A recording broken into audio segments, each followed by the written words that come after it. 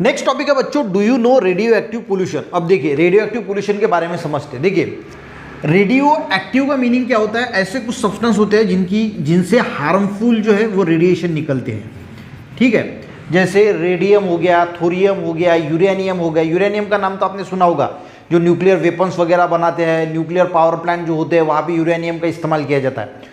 तो इनको यहाँ से इनमें से हार्मफुल रेडिएशन निकलते हैं जो ह्यूमंस के लिए, प्लांट्स के लिए, एनिमल्स के लिए बहुत ज़्यादा खराब होते हैं, ठीक है। तो उसको बोला जाता है रेडियो एक्टिव। अब इसमें भी कुछ नेचुरल प्रोसेसेस है, कुछ आर्टिफिशियल है। नेचुरल में जैसे सनरेड है यानी सूरज है, सूरज की रोशनी से अलग अलग प्रकार के रेडिएशन निकलते हैं जिसको हम गक्सू विमर से याद रखते हैं। गक्सू विमर यानी gamma ray, x ray, ultraviolet, visible, infrared, microwave radio. तो ये जो अल्ट्रावायलेट रेडिएशन होते हैं ये बहुत ज़्यादा हार्मफुल होते हैं। गैमा रेज भी बहुत ज़्यादा हार्मफुल होते हैं, एक्सरे भी बहुत ज़्यादा हार्मफुल होते हैं। तो ये सूरज से निकलते हैं, ठीक है। तो ये भी हमारे लिए हार्मफुल होते हैं, पर ओजोन की वजह से ये हम तक पहुँच नहीं पाते।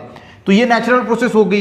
कुछ जो रॉक्स वगैरह होते हैं उसमें यूरेनियम, थोरियम होता है, तो वो यानी रेडिएशन इमिट करते रहते हैं। तो उनसे भी जो है जहाँ के आसपास के लोग हैं उनको वहाँ पे उन रेडिएशन का जो है वो हार्मफुल इफेक्ट होते हैं, बहुत ज़्यादा हो सकते हैं।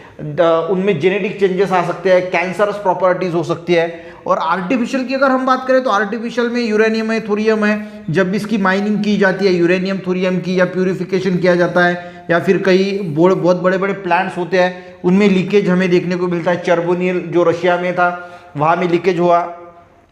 तो ये सारी प्रोसेस जो एटॉमिक बॉम्ब, न्यूक्लियर बॉम्ब बनाए जाते हैं, छोड़े जाते हैं, तो उनकी वजह से हमें जो है वो ये पोल्यूशन होते हुए देखने को मिलता है। तो radioactive pollution can occur due to the two reasons, natural and artificial. मैंने आपको समझा के दिया आर्टिफिशियल में क्या आता है, जो रेडियो एक्टिव मटेरियल्स है उनकी माइनिंग है, प्यूरिफिकेशन है, न्यूक्लियर वेपन है, एटॉमिक बॉम्ब्स है, न्यूक्लियर पावर प्लांट है। और नेचुरल में सन रेडिएशन है, और जो रॉक्स में जो प्रेजेंट वगैरह होते हैं तो वो नेचुरल में आता है।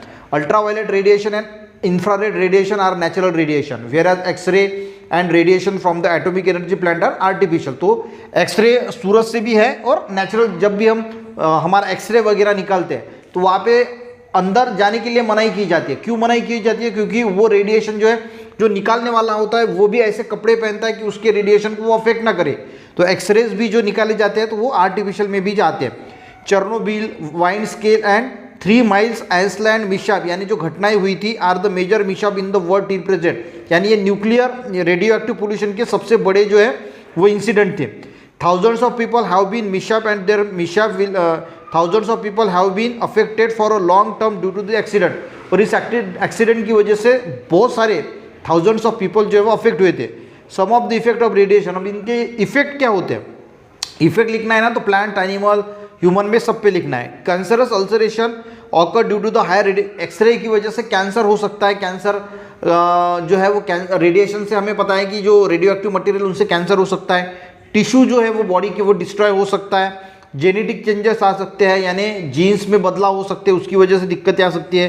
विजन देखने में दिक्कतें हो सकती है, और भी बहुत सारे जो है वो इफेक्ट जो है वो हमें देखने को मिलते हैं। तो रेडियो एक्टिव पोल्यूशन के बारे में आपको आई थिंक समझ में अगर आ गया तो एक लाइक जरूर करना, अपने दोस्तों को भी शेयर करना। चैनल पे नहीं, उसके बाद नीड ऑफ एनवायरमेंटल कंजर्वेशन है वो नेक्स्ट पार्ट में पढ़ेंगे। तो आज का रेडियो एक्टिव पोल्यूशन समझ में आए तो अच्छा लगे तो वीडियो को लाइक जरूर करना, दोस्तों को भी शेयर करना, चैनल पे नहीं जरूर सब्सक्राइब करना।